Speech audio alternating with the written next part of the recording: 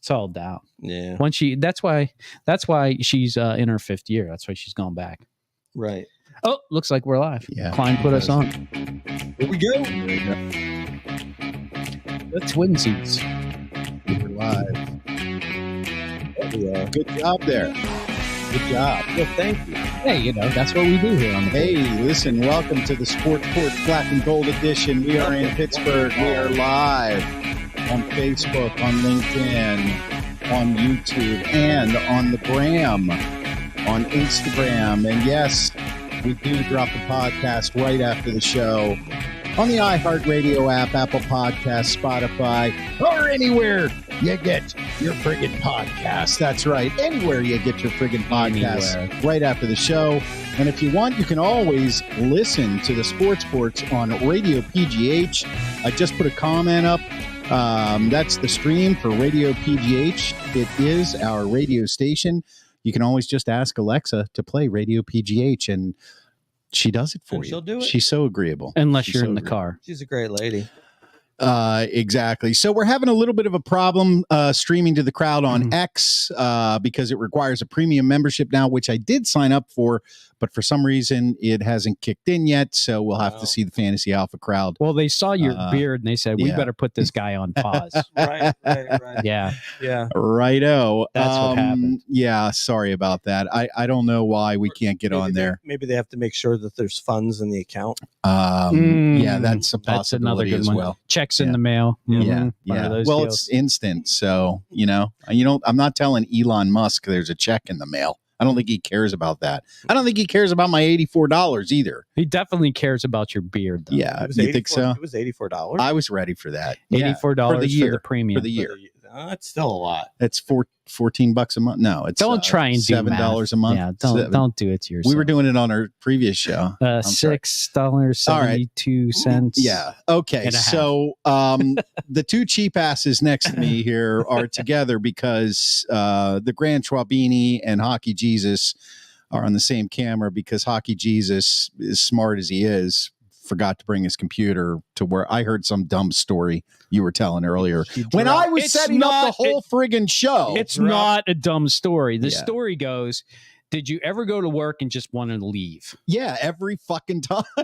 Right. So do I. Not but really Trader Joe's. Not really. I love it there. Normally, I just pack my computer up and I know Right. it's time to leave. Right. I wanted to leave so badly today, I just left. Mm-hmm. Oh, really? It just happens like that. And you some days. left your computer at work is That's what you're it. saying. That's it. Sometimes- And I could have gone back for it, right? But Yeah. why? Sometimes it's like that on the plant floor. Well, Mhm. you had a show. You had something very important to do. And I'm here. Yeah, And I nobody is any worse for it. I In know. fact, Mark and I are twinsies today. So Actually, I think it works. I am worse for it because you've been ruthless. The closer you guys get together in Mhm. proximity, Mhm. the more the shit you throw at me. Mhm. Yeah, exactly. Mhm. See, that's what I'm talking about. All right, so what are we going to talk about?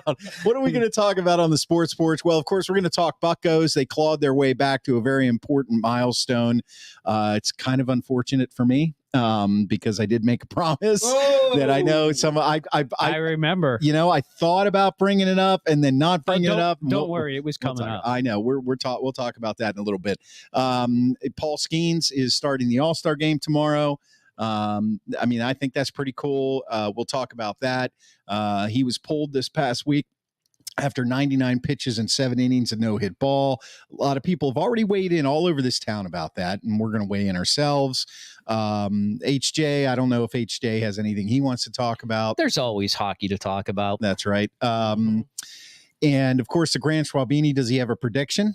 I sure do. Okay, he does. The Grand Schwabini has a prediction. We will have Trader Joe's snack time. Does it involve Taylor Swift? We will try to stump the Yinzer. It does not involve Taylor Swift, but we will do it immediately after the Pirates segment. Okay. All right. Which There's is a coming little up. hint there. All-Star edition. And then, of course, we're going to do what we're watching and tell you a little bit about some of the things we've been streaming or watching in the movie theater or what have you. So looking forward to a great show. And yes, my beard is getting bigger. And yes, we'll just address it right now. It needs to be shaved and trimmed, and I will do that. But, the only other person in this room who can talk to me about that is Steve, because Mark can't physically grow a beard. Oh, I can. Oh, I he shaved, could. I shaved today. Oh, really? Mhm. Yeah. Are you sure about that? Mm-hmm. Okay. All right. Mm-hmm. All right. So the Buccos blast their way back to 500 at the All-Star break. Paul Skeens pulled after a 99-pitch, 7-inning no-hit bid. Let's talk about that. I guess we'll just let's talk about it. we'll just never know if he can pitch a no-hitter. Well, he's already pitched 2 this year. Yeah. Well, Right. what was 5 or 6 innings and then a 7-inning. I mean, that's the equivalent of a no-hitter plus. We'll just never know because they're afraid that his arm is going to fall off. I know. It's ridiculous. And drift off into a sewer somewhere. Right.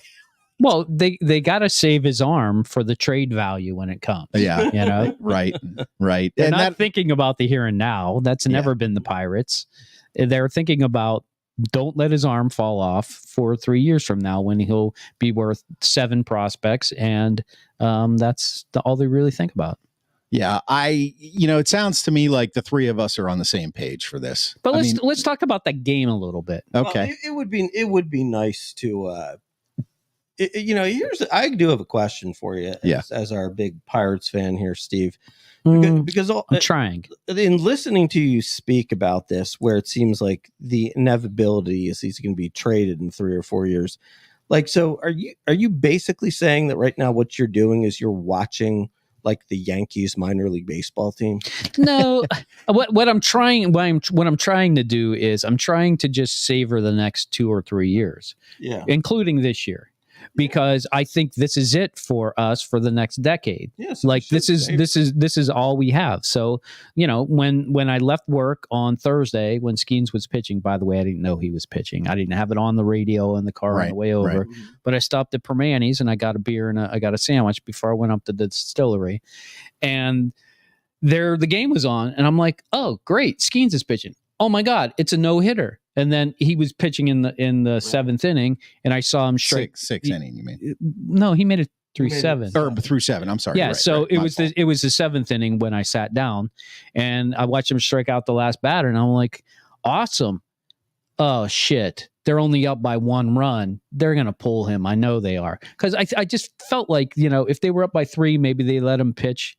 Just to see the novelty of it. But because it was close, it was like, well, you bring in Holderman as the setup guy, and then, you see if he can close it out in the 9th. I just knew it was going to happen. But it was actually kind of fun to go after work, to go to a bar, and there were like 3 guys there at Permani Brothers watching the game. And they were like, boy, Skenes really had his good stuff today, 11 strikeouts, and everybody was there talking about it. Yeah. It's kind of nice to see in Pittsburgh. So I'm actually looking forward to having that as something to do during the dead zone. Although now that it's here. Although going with the let's talk about the game, you texted me. I also did not know that the Pirates were on TV. And so, he texts me, I pull up ESPN, I see 7 innings, no hit ball. I go and I turn the TV on, and the scene that I get to see is, all these people shaking his hand like, good job, you're done. Right.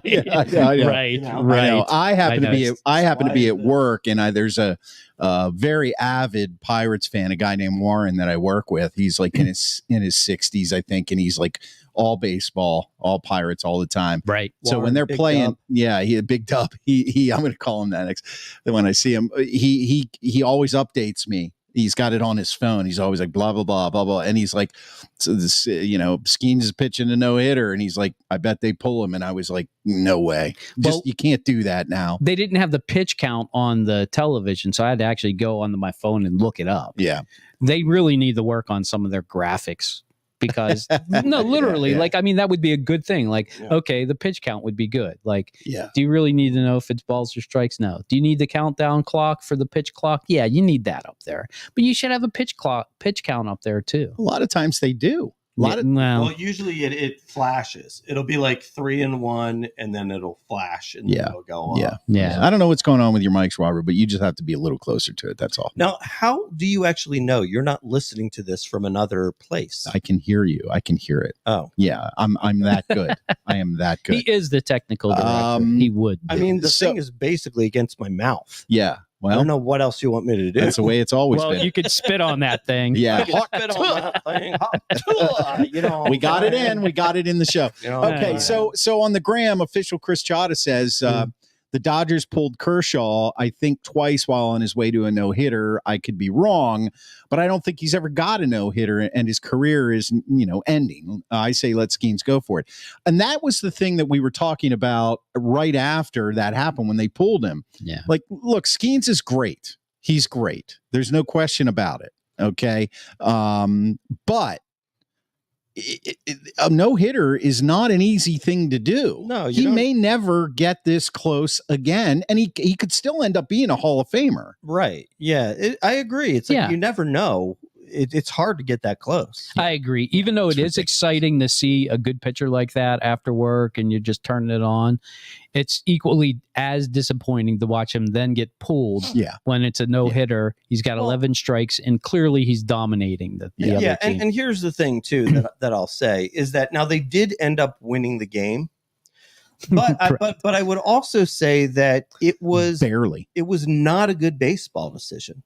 No, it was not. Because their best chance to win a one-run game is for him to keep pitching. That's number one. And number two, I mean, so they take him out, and then, the Brewers, obviously, now they have life. They're like, oh, great. Good. We don't have to face him anymore. Right, And the good pitcher is gone. They get 2 hits in a row. Yeah. And then, of course, the Brewers, they decide like, hey, well, they just decide like, well, they've given up 2 hits now, so let's just give them a free out. Yeah.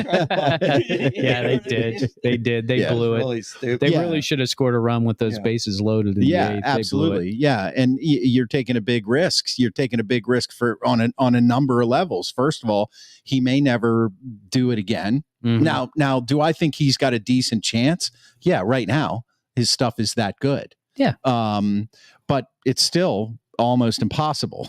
You're asking him to do, well, they don't ask you to throw a no-hitter, but you're asking him to do something that's almost impossible yet again. When a guy with this much talent starts pitching, he's going to be at his best. Yeah. What's going to happen is after teams get enough tape on him and they notice something, he's going to have to change it up, and he's going to have to do something different again. That's when you'll know if he'll be a great pitcher. Right. And that's what happens with all the greats. Now that's the other side of this. We're all on the same page. In this case, I'd have left him in, you'd have left him in. We all would have left him in. I think that most of Pittsburgh, most Buccos fans. Now, I did hear some dissenting opinions on the radio. You got to save his arm. Coming into the new age, these pitchers, they throw curveballs at 8 years old and all that. To me, it's like that's a garbage argument to me. But it doesn't matter.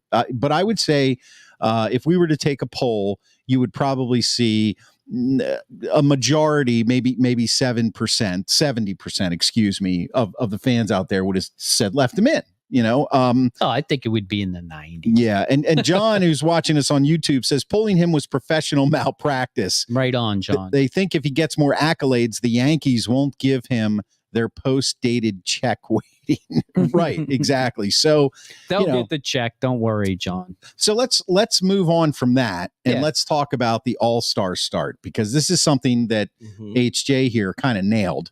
When he said weeks ago, Steve was saying like Skenes is going to be on the All-Star team and he's going to be the starter.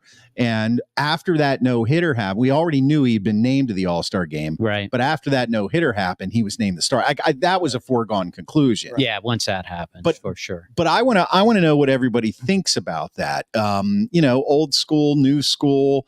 I definitely I will concede it's exciting. It's pretty cool for Pittsburgh, for the Pirates. It's great. I love it. But do I think Paul Skeens should be the all-star starting pitcher? I'm kind of 50-50 on it, to be honest with you. Whereas last week I was against it. You were very much against it. I was very much against it. But then I remembered and went back and looked at some of the in history. The last guy to do it was Hideo Nomo. Now he was a rookie in the major leagues. He had pitched in Japan for a few years, but that being said, it was his first year in the major leagues. Right. So, and he was dominant, but not as dominant as Skenes has been. So nobody has been as dominant as Skenes I mean, as a Buccos fan, okay, great. I think it's awesome. You know, you should rethink that, because it's not just the Pirates that are excited about this. Major League Baseball is excited about Skenes getting the start. They all want to see him pitch. Yeah. Everybody's talking about him. Yeah. So why not put him up there, put Livy Dunn on the screen too, and get it going. I mean, make him the new face of Major League Baseball with that cheesy mustache and the acne face. I mean, come on, let's go. Yeah. That's what Pittsburgh's all about. I mean, we're proud of it. Teenage boys can look at that acne and say, I can be in the major leagues. Right. I don't need to be very clean shaven, all American. I can wear a cheesy mustache and get the girl too. Yeah, I can if I can pitch. Oh, by the way, you do have to pitch 101 miles per hour and have a 6-second pitch. Yeah. Which not very many people do. Yeah. So, okay. So put up John's comment there about Skenes versus Judge. I got a little gripe. Okay. So Skenes versus Judge will get publicity. And here's the problem that the stupid manager for the American League did. He put Judge in the 4th position. He put him in the hole in the first inning. So he might not. Why would you do that? Yeah. I mean, it's very possible that, Skenes mows down the first 3 guys, or at least gets 3 outs. And then he doesn't get to pitch against Judge. Why would Bruce Bochy do that? What an idiot. Like, this is an exhibition game. This is not about, that's where Judge bats. It's exhibition. Everybody wants to see Judge pitch. Who's the first 3 spots? Some jabroni, Soto, and I think maybe Henderson. I think Gunner's is in the 3rd. Yeah, but there was some guy batting 3rd. I think Gunner's leading off. No, there was some guy in leading off. He said, "Oh, I thought I'd be batting like 8th or something like that." Yeah. So he was the surprise. That's what I thought. Yeah. I thought they'd put Gunner in the 1st position, Soto, and then Judge. That would be the 3 guys I would want to see Skenes pitch against. Yeah. Well, But I don't think there's it's not a foregone conclusion that he's going to get all 3 outs. But and it's also it's not a foregone conclusion that he's going to pitch 1 inning, but he's probably only going to pitch 1 inning. Yeah, right. I mean that's the way they do it these days. Yeah, there's no longer Phil Niekro out there, pitching 4 innings. Good old Phil Niekro. Didn't he retire last year, Phil Niekro? Yeah, I think he has like 17,000 strikeouts, and his brother Joe is still pitching in the minors. Yeah, we are old. We're just a bunch of old guys making fun of ourselves in the Mexican League. Joe Niekro. The only person who can tell you truly what Skenes is going to do is the Grand Schwabini. So here we go. The Grand Schwabini is with us, and the Grand Schwabini is going to make a prediction. I'm going to go back to Skenes after that, by the way. But what is the Grand Schwabini predicting this week? Because you did predict Skenes will get the All-Star start, and you were correct last week. Correct. Yep. Mm-hmm. And I'm still looking good on Jack Sawinski. He got me nervous getting up to like 183, but he's back in the 170s. And he's batting 9th now, too. So, yeah. So, go ahead. So, Mr. Skenes, he will face 4 batters.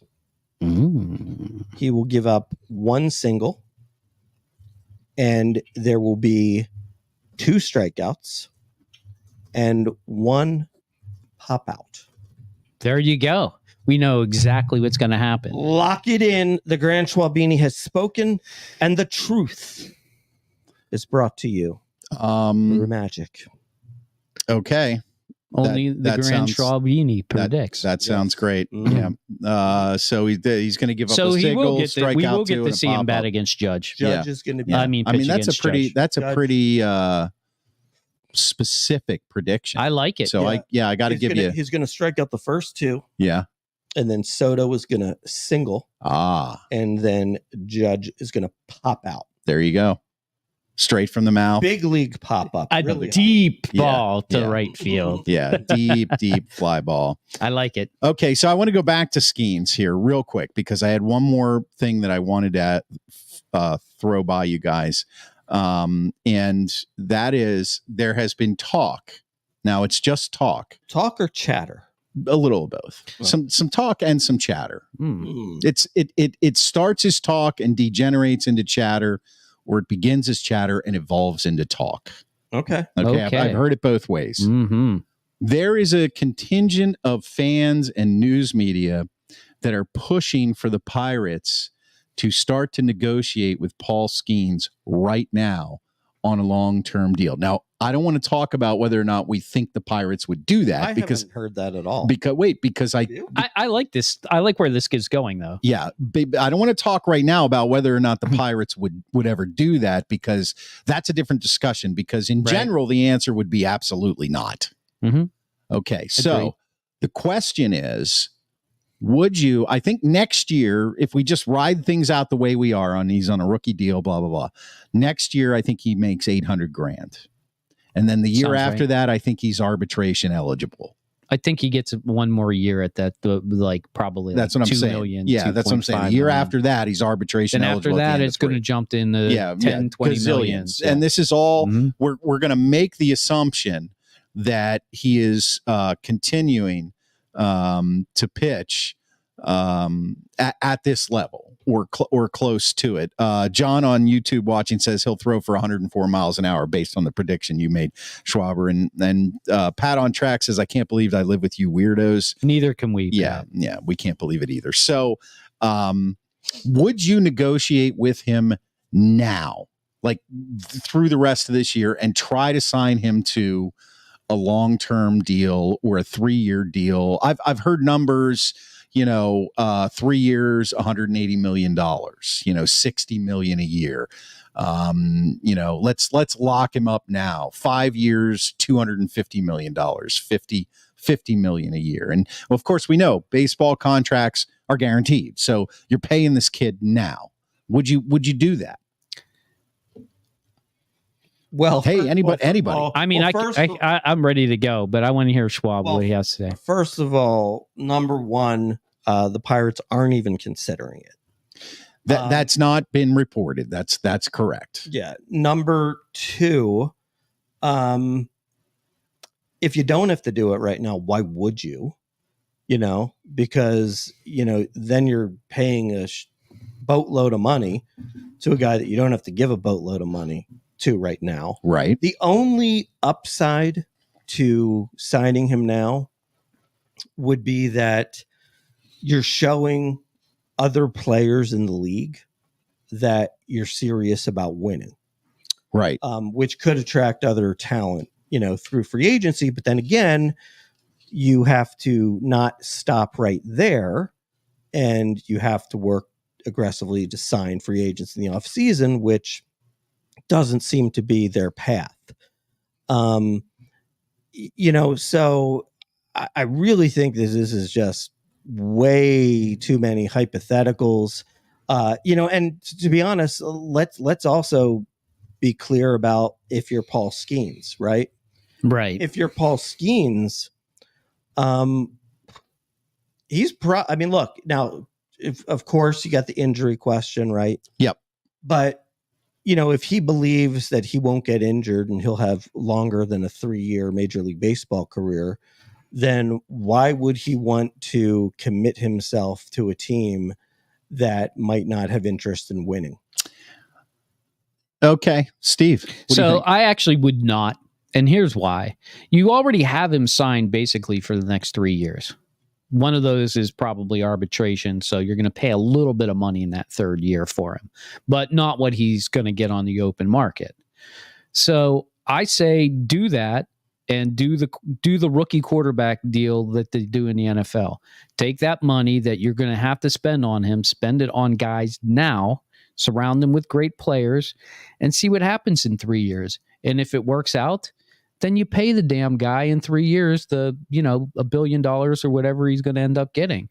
And that's where the Pirates will go off the cliff, and that'll be the end of it. Right. So and instead of taking the money they would have spent on him now and spend it on other players, Nutting will put it right in his pocket. And and this is what the Pirates do. Yeah. So would I rather see them sign him now and have him for the next 5 years and pay the money up front now, yes, I would rather see that, because that means I know we're going to have him at least for 5 years then, and not just probably two, maybe 3. So you're saying yes, do it if it's a 5-year deal, something like that. I would say I would like to see the Pirates do that, because then I know he will stay, because I know after 2 or 3 years they will not do that. Right, exactly. And you're saying don't do it at all. Well, I just don't think it makes it doesn't make good business sense. Right. I mean, but the key though is, if you want him to be on the Pirates,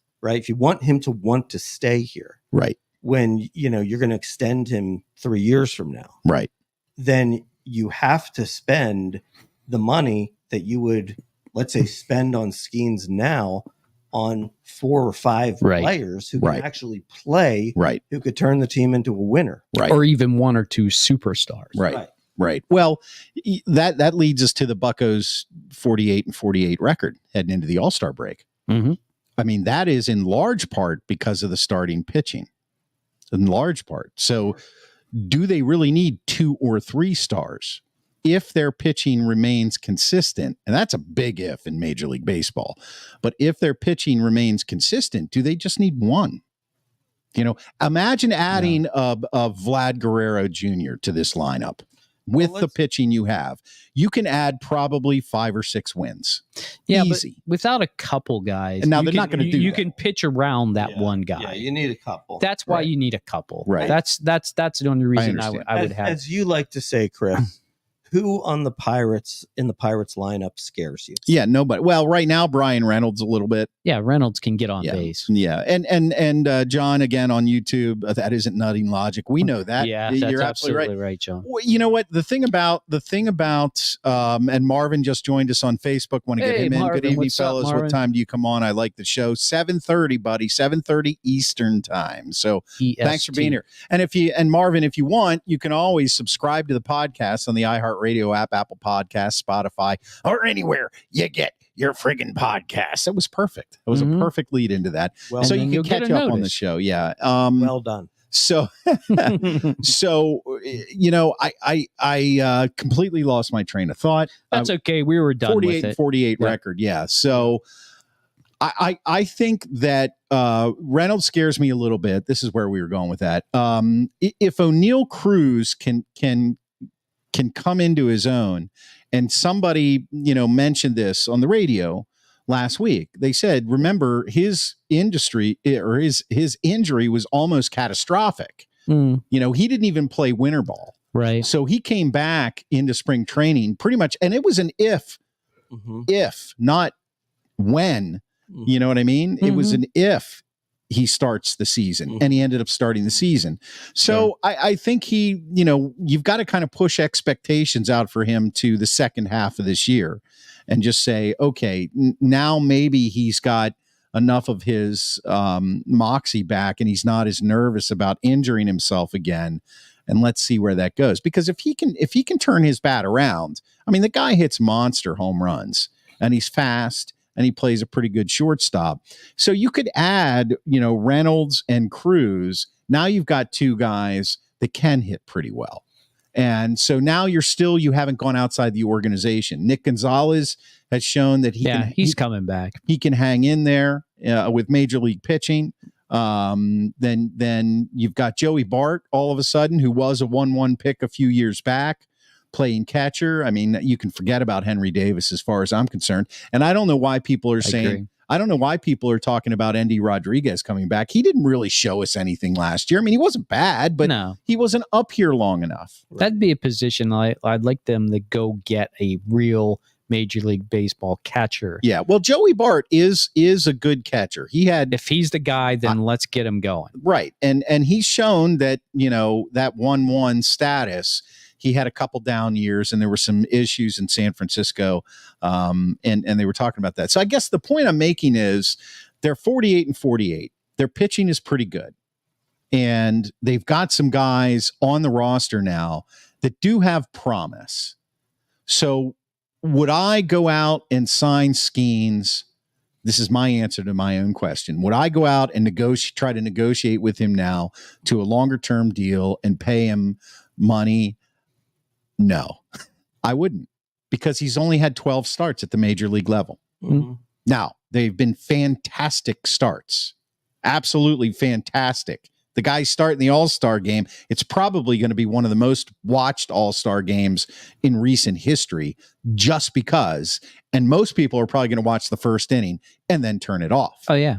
As long as they get the ratings in the first inning, that's all they care about. That's all that matters. So I would not do it, because I don't think we've seen enough of Paul Skeens to know that he is going to be this good. We don't even know if his name is Skenes or Skenes. John on YouTube says the Pirates are the Washington Generals. They are there for entertainment, not wins or championships. Yes, I mean, it's a little harsh, but it's not far from the truth. Right, because it's really more like they're not even really entertaining for us. Skenes has been the only thing that's been entertaining in the last 10 years. By the way, the Major League Baseball draft was last night, and I believe the Pirates did have a top 10 pick. They took a pitcher. They took a pitcher? Yeah. Another pitcher. Yeah, they took another. Oh, no, wait a minute. No, I think I didn't watch it. They did. I think they took a pitcher. I think the Orioles took a shortstop, or did they take a shortstop? Look it up. It's not important. Yeah, I saw it and I kind of ignored it. I know. Chris Chata on Instagram says, wouldn't it be nice if the offense could consistently give you 3 to 4 runs a game? It's feast or famine. Shut out one game and they score 12 runs the next. Yeah, it would be nice. It would be nice. Pat Combs, Schwaber. What Pat Combs? Must be a rookie pitcher. Right.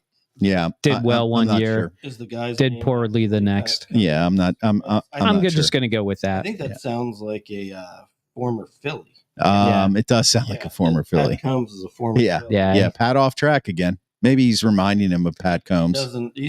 Pat's just sitting there thinking about Major League Baseball players with his same name. Yeah. Yeah, Pat.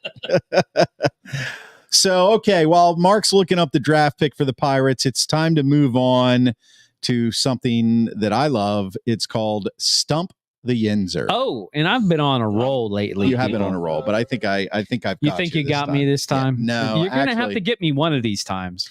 Maybe. I mean, you got me half of the time on that one from I think it was Lemieux. No, that was Joey Mullen. No, Joey Mullen. Yeah. No, I didn't. No, you. Oh no, you got the year. I missed the year by 1 year. Okay, what is Stump the Yinzer? Well, Steve here is our resident Yinzer, born and raised in Western Pennsylvania. It's from a family full of proud Yinzers.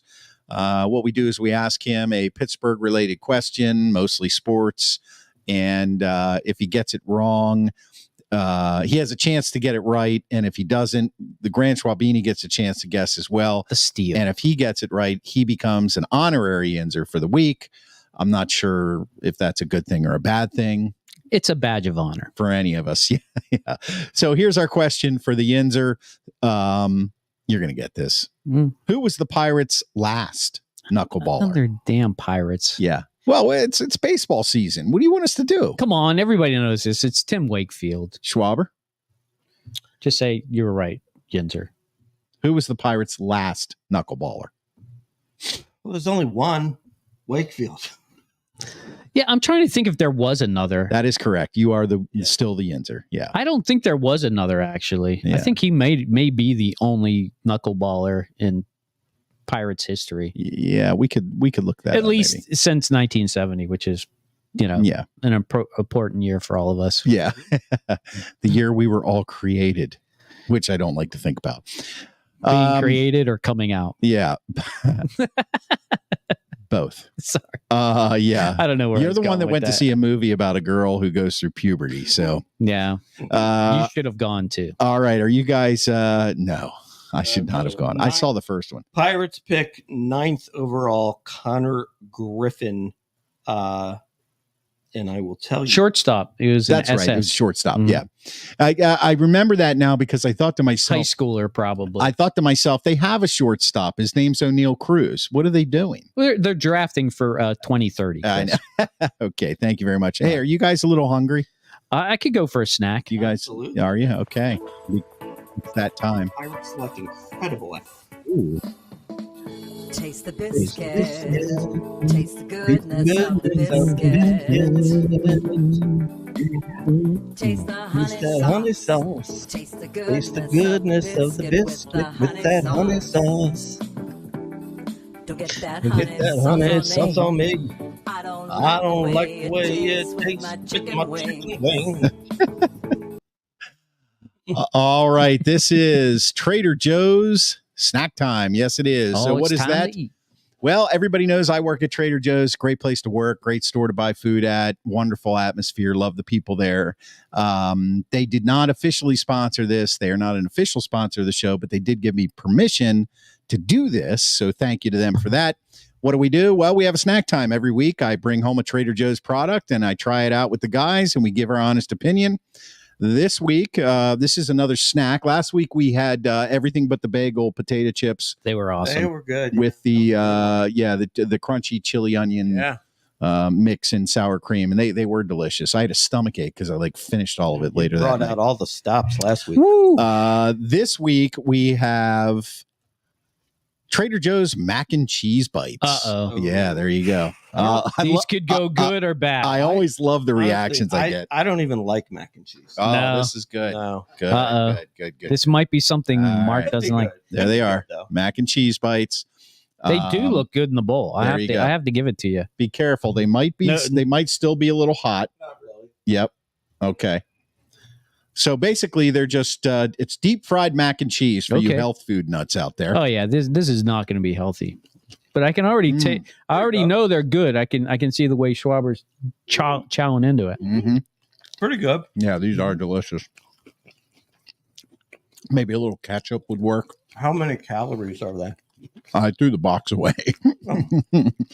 It's probably like 75 calories per. A serving size is I mean, they're not three and a half serving sizes. So approximately 3 of these is considered a serving size. 3. So yeah, you got to figure you're over 200 calories. 3 for 225. Mm-hmm. Somewhere in there. Want more? Yeah, I'll come take on, have another one. I made them. That's it though. Really easy to make in the air fryer in my Ninja air fryer, 425 at about 12 minutes or something. Yeah. I love my Ninja air fryer. It's excellent. Schwaber's slobbering. What's going on over there, Schwaber? Where's Sassy? She needs to come over. She was sleeping. Yeah, she's totally sleeping. She's out. Pat off track says Mark is probably lactose adjacent. Oh, wow. That's a new one. What is lactose adjacent? He's throwing out new terms. I don't know. I don't like this new term. I don't like that either. I think that's got to be well, whatever. Okay, so that was Trader Joe's snack time. Go get some Mac bites. Yep. Go get some Trader Joe's mac and cheese bites. They're pretty damn good. Not bad. Are you going to pick that up, Schwaber? Leaving it for your dog. Oh, okay. This of the biscuit. The honey sauce. Taste the Taste the goodness of the biscuit with the honey sauce. Don't get that honey sauce on me. I don't like the way it tastes my chicken wings. Very nice. Very nice. Thank you, Trader Joe's. That I love these things, by the way. I'm eating tons of them. I'm glad I ate a good dinner before I came over because I would probably eat 2 more of those. I mean, I set the show up for you guys. The first thing these guys do when they walk in now is they go, "You got Trader Joe's ready? Are you ready?" Well, I mean, sometimes you get a little bit behind. Yeah, I'll say. So we're just trying to keep you on track. All right, gotcha. I have a feeling. Mike Lawrence says, sorry, internet lookup. Somebody named Danny Boone pitched for the Pirates in 1981 and 1990, throwing 80% knuckleballers. I appreciate that, there Mike. You go. Thanks, man. Appreciate it, Lawrence. Mike Lawrence. 1981 Danny Boone. That's real trivia, right? That is real trivia. Awesome stuff, that's man. Serious, man. Great contribution. Absolutely love it. John on YouTube. When will TJ's make Taylor Swift dried sushi chips? Wow. I love it. I love the idea, John. John's on track there. I don't know. I'm going to say never. Never say never. Why You is put he on- Taylor Swift on something, it's going to sell out. Yeah, true. But so I don't know and if you're allowed, but hey. Pat Off Track says, good show, boys. Finally, he's back on track. Oh, we got a trophy from Pat. Okay. That's what we've always wanted. All right. Now, next thing we want to talk about here. These comments keep rolling in, and I love it. I don't see any on Instagram. 81 strike year. And John says he's lactose obtuse. So, yeah, here we go. Off the rails. Thanks, Pat, for that. Really appreciate it. Okay. What we're doing right now is what we are watching. And what is that? Well, it's what we're watching. So there's millions and millions of shows on the internet now, different kind of streaming services.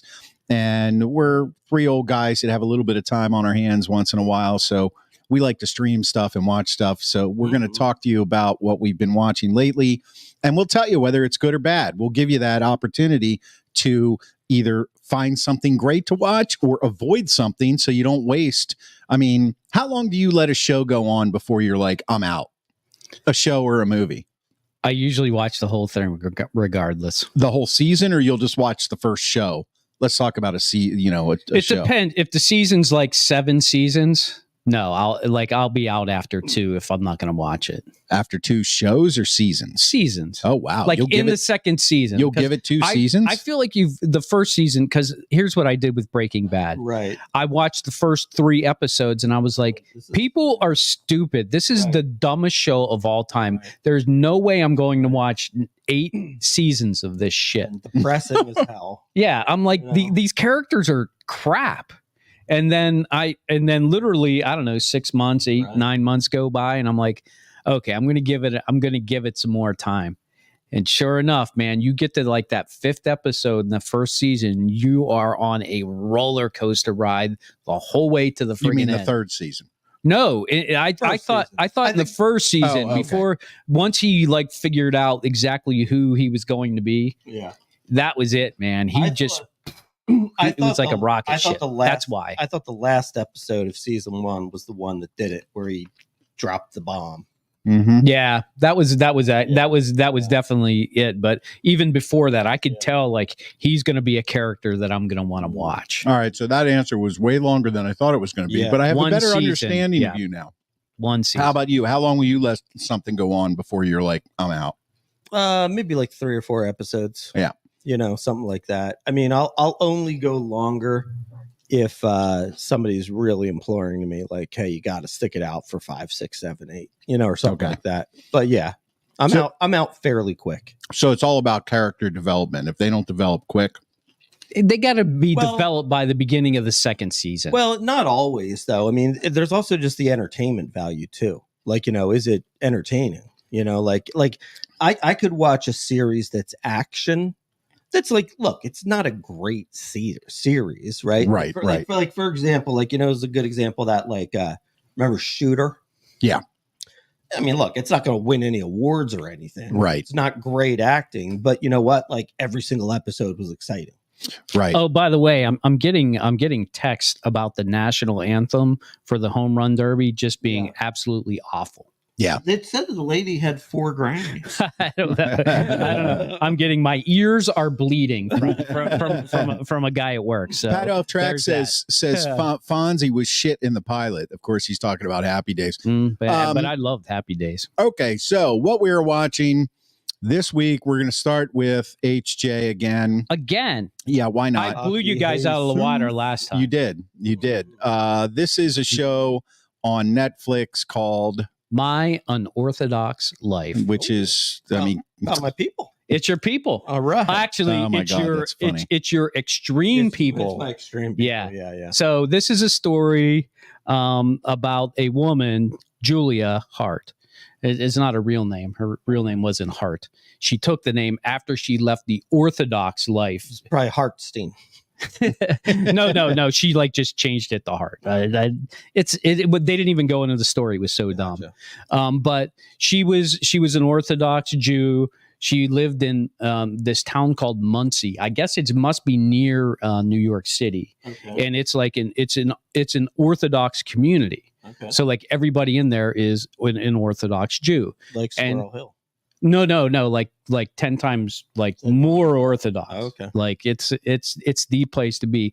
Anyway, she felt like she wasn't living there. She didn't have any freedom and she wanted to escape. Right. And when she escaped, she couldn't take her kids, blah, blah, blah. So it's about her new life that she formed in New York City. And trust me, she went off the deep end of being unorthodox. I'm not even going to go into details. You have to watch it. But then eventually, like, she had 4 kids. You're going to love the kid's name.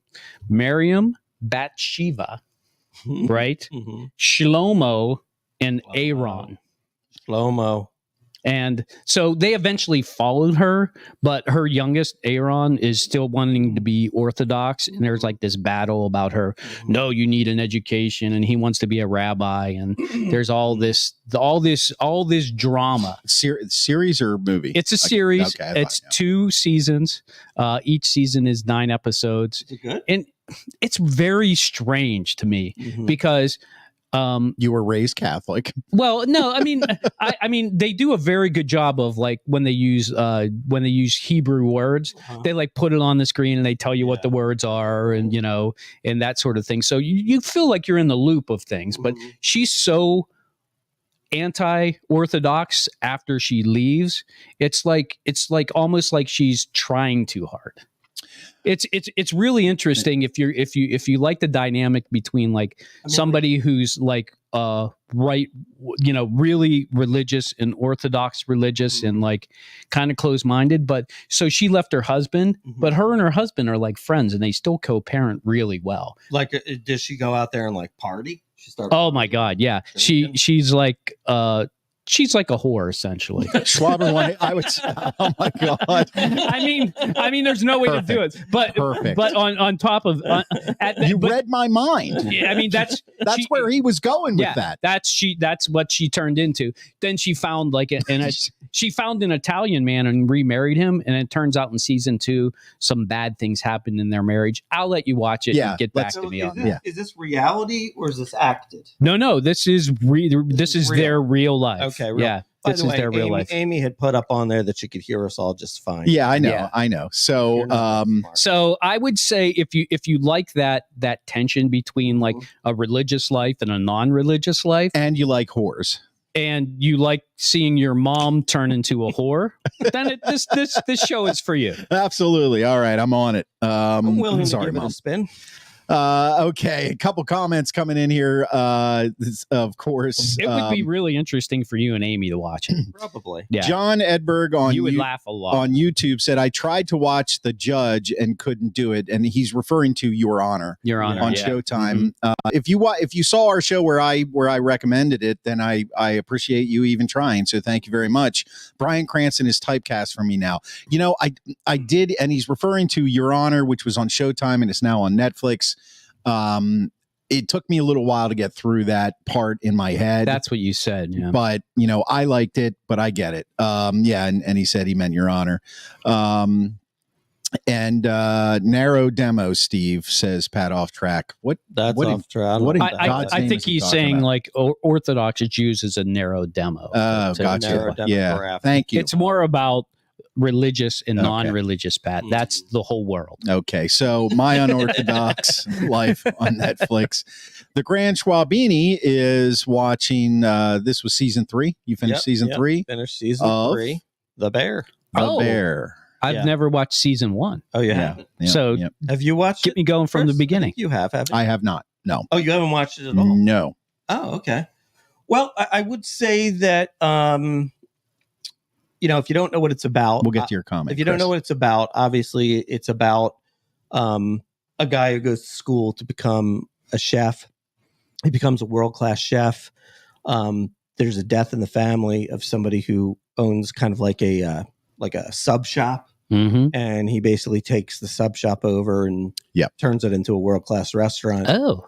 But this show is really, that's kind of the backdrop to the bigger picture, which is the relationships. This family that he's a part of is just really effed up. Oh man, this sounds great. So it's, you know, it's one of those things where, well, first of all, season 1 and season 2 are both great. So they're definitely worth watching. Season 3, I would say, was good. I didn't think it was as good as seasons 1 and 2, but you have to sort of take a couple things into effect. So part of the reason why this show has been so acclaimed is because they do try to make it kind of artistic. Right. Oh, Right, okay. right, Yeah. right. I like that. So, and usually that's good. And I think in seasons 1 and 2, it was really good. In season 3, I felt like it kind of went a little over the edge, a little too much. They ran out of money. No, it was just Tried to get too artsy. just like trying a little too hard. Too many whores in the show. No, Too many bears. No whores. Too many bears. Why is it called The Bear? Does it have a reason it's called The Bear? Because it doesn't sound like the title matches the story. Yeah. Does he make bear sandwiches in the beginning? Bear subs? It's a nickname. Gotcha. It's a nickname. Okay. All right. But it's good. See, the thing about it is that here's what it is. It's a really intense show. I like intense. Okay. It's This is really good. intense. Like, so sometimes that's awesome, right? But sometimes, like, there was one episode this year, this season, where, like, I can honestly tell you, like, it was some of the best acting I've ever seen in my life. Yet at the same time, just excruciating to watch. Oh, wow. Okay. Yeah. You know what I mean? That's I'm like, troubling. so it's kind of like that. But, look, it's a great series. I mean, you can't go wrong. If you watch it, I think you'll like it for sure. Okay. Is there going to be a 4th season, or is it over? Yes, there is a 4th, and it said right after to be continued. Okay. Yes, and John Edberg can't seem to get My Unorthodox Life out of his mind. Pentecostal chicks who finally got away from their iron fist parents were the biggest freaks in Louisiana universities. That actually sounds like something Pat Off Track would say, but we totally understand. I totally understand what John's getting at. I understand what he's getting at too. Welcome to the team, John. And back to official Chris Chata says he watched Trainwreck on Netflix about Woodstock 99. He remembered it being a dud, but wow, it got completely out of control. Yeah, I saw that too. Yeah, we talked about that on the show. We actually did talk about that. Yeah, I watched it and brought it up as well. And then I watched it because you said to watch it, right? And I thought it was right equally a train wreck. So the Grand Schwabini, The Bear, season 3 on Netflix. Now I'm going to shock you guys. I am going to shock you guys. Oh, that reminds me, I owe Schwab $10. You do owe him $10. For what? Because I didn't watch a documentary last week. Yeah, he's like, yeah. Trust me when I tell you, Schwab does not need $10. But sure he does. Yeah, okay, he's got to, buy flowers for Amy. Yeah. Well, look, I'm just gonna go on record that I pay my debts. There you go. All right, $10. Woo! Okay, I actually went to a movie theater last night. With your wife. With my wife. You didn't see the puberty movie, did you? No, you did. We did not see the puberty movie. Oh, you missed out. Great movie. I would be see last week. We would be hosting this show in my apartment. Fly Me to the Moon. If I saw if I made her see that movie. No, I went to the movie theater and saw The Bike Riders. Have you heard of this movie? Yeah. I have heard of this movie, yes. I wanted to see it because it's very Sons of Anarchy, Mayans to me. Right, How right. was it? Starring Tom Hardy, Austin Butler, and whoever that Jackie Comer, I guess is her name. I don't know. I don't know those actors. But okay. Well, Austin Butler played Elvis in the Elvis movie. Right. Oh, okay. And then he played another movie I didn't see. Then he played the one of the leads in Masters of the Air. One of the pilots. Yeah. The I know what you're talking about. Yeah. Mm-hmm. And Tom Hardy, we all know Tom Hardy, multiple roles, Peaky Blinders, the Batman. I know him. Yeah, all that other kind of stuff. And then there was a hook, and the hook was Norman Reedus.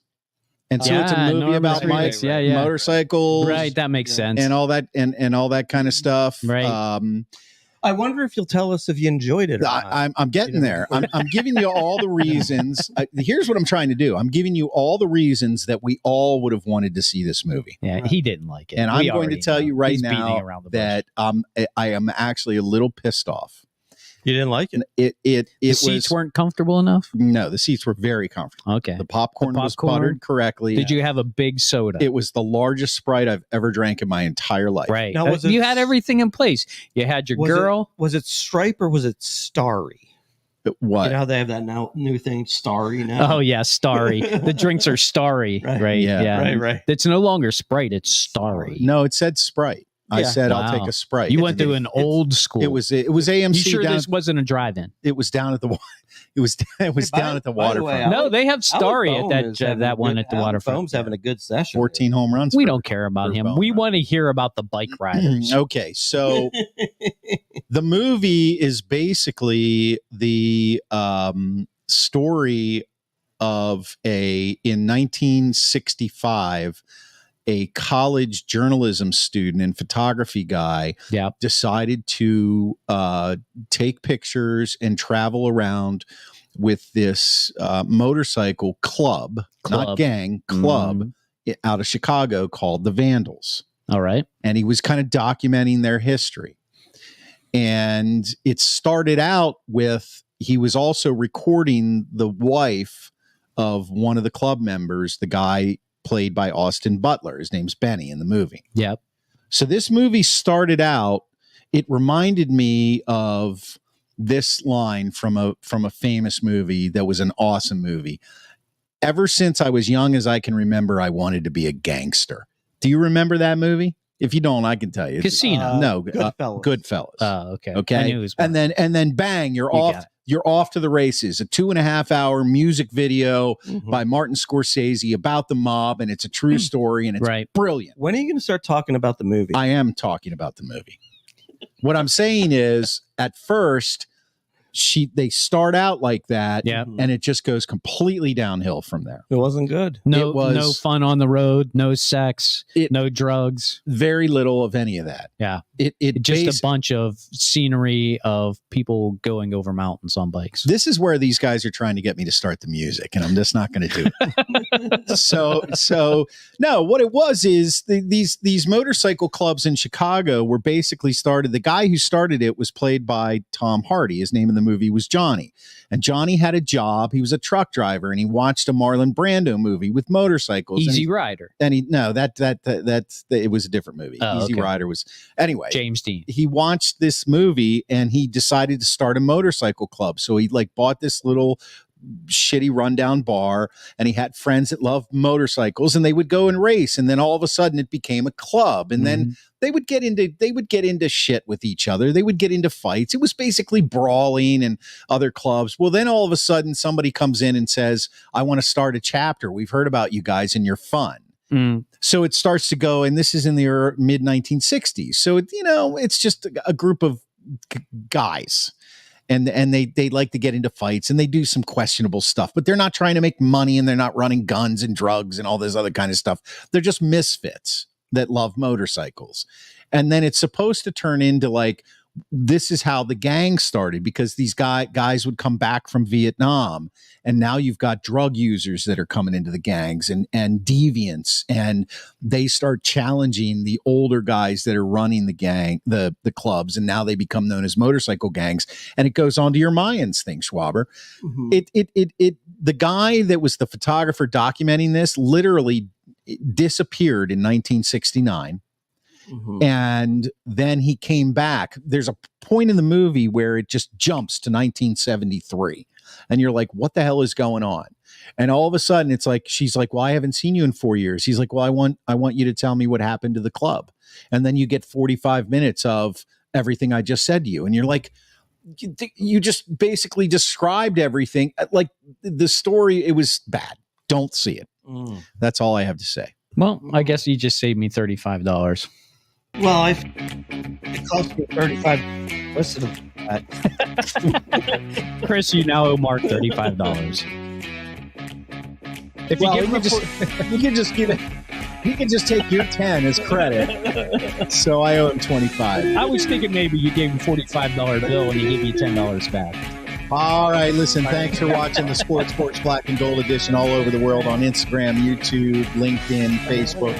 And we are going to drop the podcast right after the show. That's right, right after the show on the iHeartRadio app, Apple Podcasts, Spotify, or anywhere you get your friggin' podcast. Bobby Witt Jr. is up on the Home Run Derby. Paul Skeens is starting the All-Star game tomorrow night. Go Buccos. They're at 48 and 48, back to 500. For HJ, the Grand Schwabini, I'm your technical director, and I am now take a good look. Out. Take a good look at Alec Boehm there. There you go.